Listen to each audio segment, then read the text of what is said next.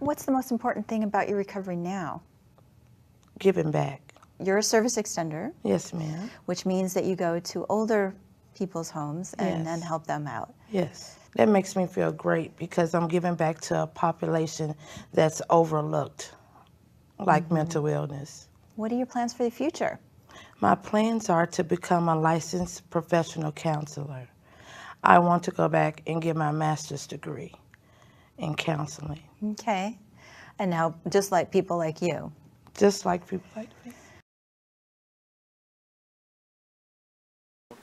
Americans have a long and fraught history with mental health and mental illness, and one of the places that this history becomes evident is the mental health services that we provide. And for them, the end of the line is a mental institution.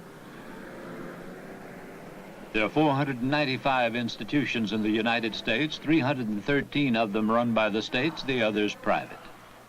At any given time, about 200,000 people are hospitalized. Now, most of the time, we only notice mental health services when we need them ourselves or when we think that they're failing. In California, the Department of Mental Health has been responsible for mental health care throughout the state since the mid-1900s, but the state government decided to begin phasing out this department in 2012 and instead split it into smaller, more specialized departments. The running of state hospitals has been delegated to the newly created Department of State Hospitals, which handles patients who have been remanded to an institution by a criminal or civil court for committing a crime related to their mental illness, or who have been found to pose a danger to themselves or the people around them. I'm not going to be talking about state hospitals, though. I'm going to be talking about the Los Angeles County Department of Mental Health. There's much more information available about the department's services than there is about its origins, but the earliest information that I found was from 2004, when the California Mental Health Services Act was passed. The first version of the bill was proposed and voted down in 2003, but in 2004 it was voted into law as Proposition 63. The legislation funds mental health departments in counties across the state of California through a 1% tax on yearly incomes over $1 million. A repeal of the bill was proposed in 2005, but it was voted down, and the bill has continued to fund the LA County Department of Mental Health ever since.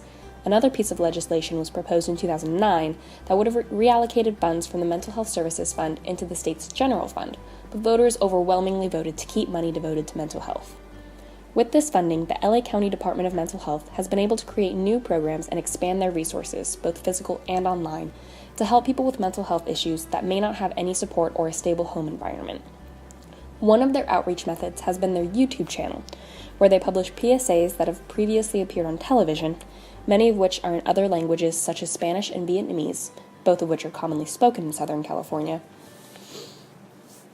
A news show that ran for 2 years called Meeting of the Minds, where they held interviews and provided important information about mental health. And a series where celebrities talk about their experiences with mental illness called Profiles of Hope, which features people like Rick Springfield and Mariette Hartley, and actually won an Emmy. These videos, along with periodic recordings of events the department holds, like the art show you saw earlier, aim to provide information to patients, but also to try and reduce the stigma that surrounds getting help for mental health issues by having people tell their own stories. One of the most interesting things about the Los Angeles County Department of Mental Health as a piece of infrastructure is the way it uses already existing infrastructures to stretch its resources and work more efficiently. The department does have a few buildings of their own, but the vast majority of services that they offer are actually provided by volunteers or trained professionals that are contracted out to other locations.